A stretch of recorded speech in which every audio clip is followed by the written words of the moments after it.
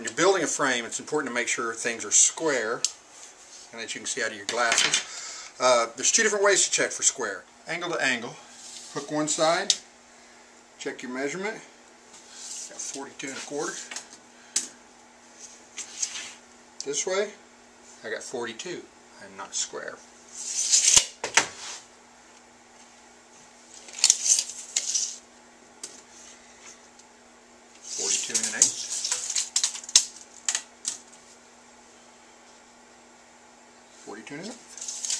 The other way to check for square is to use a square.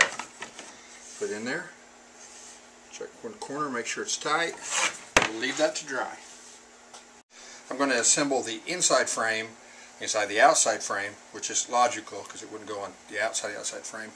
I made myself a 3/8 inch spacer because I want the inside frame to sit up from the back of the frame 3/8 of an inch.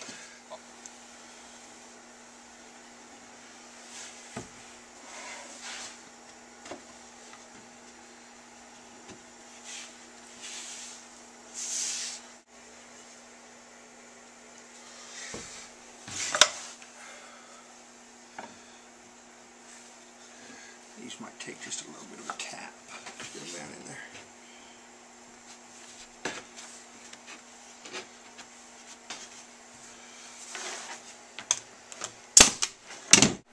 We're getting ready to cut the galvanized for the board now.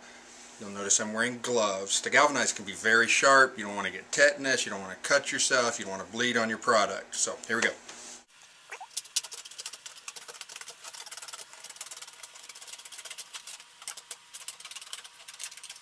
I made myself a handy-dandy, almost legible chart of where the markings need to go so that I can tape off the galvanized. Now what I'm going to do is just take a fine point Sharpie and go along and make all these little marks on here. Try that again.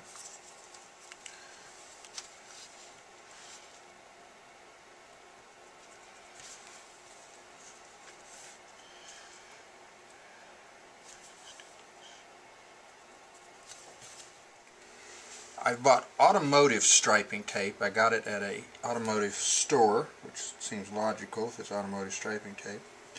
And it's 1/8 inch wide. If my hands didn't shake so much, I could do this easier. I'm just going to line it up, press it down.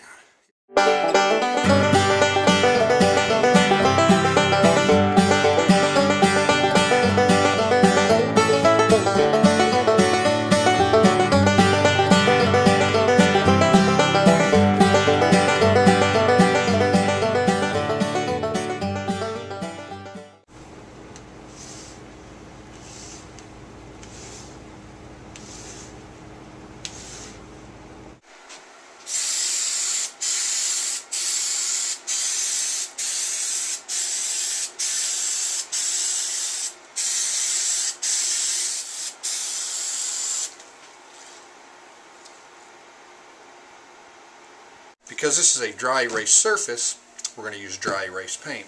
I bought this product at my local big box store, and it says it's a writable, erasable finish, and it creates a fun and functional dry erase surface on walls, doors, and more. What we're doing would be in the more category. Make sure you read the instructions. It's easy, and it's fun. The dry erase paint comes in two parts, Part A and Part B. The box tells you to mix it all together. I don't need enough paint to do 7 square feet. What's the ratio? So, I'll go over to my handy dry erase board. You take 8 ounces and you're going to divide that by 19 ounces plus pi, I don't remember how to make the pi signal, equals the coefficient of R over 3 times, I don't know, 9.125, just because I like that number, equals, let's go look on the internet. After hours of exhaustive research on the internet, seeing what the ratio should be, we decided to do what most of you would do, which is use half of this can and half of this can. Let's get started.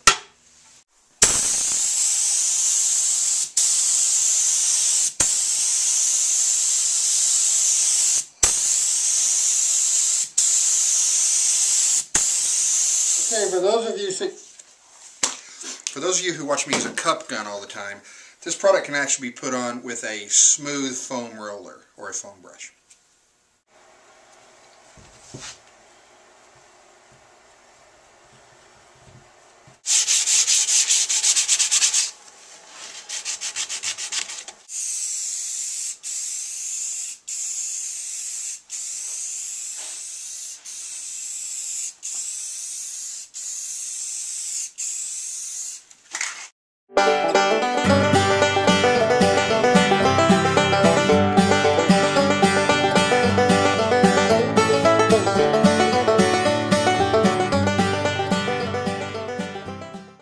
Here we are on day 2 of our dry erase board frame build. Not that it would take 2 days to build one, but there's a little bit of drying time involved. I have the 2 main components, which is my frame, which I've painted black, 4 coats, sanding in between each coat, and then put a clear coat over the top of, just used Minwax polyacrylic. And I also have my galvanized with the dry erase paint on it. The dry erase paint's been drying for about a day and a half. It has a 2 or 3 day cure period before you can write on with the dry erase marker. One thing I didn't show you was on the outer frame. Once I had it assembled, I actually took my router with the same round over bit and routed the round over on the inside of the outside frame because I wanted both edges of it to be rounded over, and then I assembled the interior frame.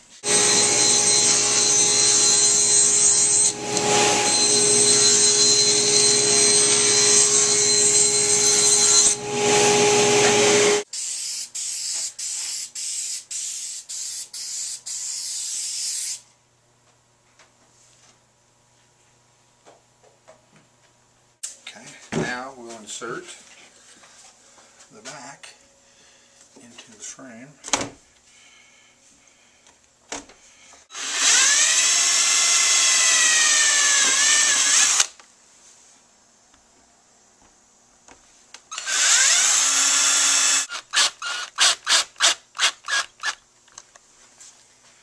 Alright, I've got the back on it. That finishes that up.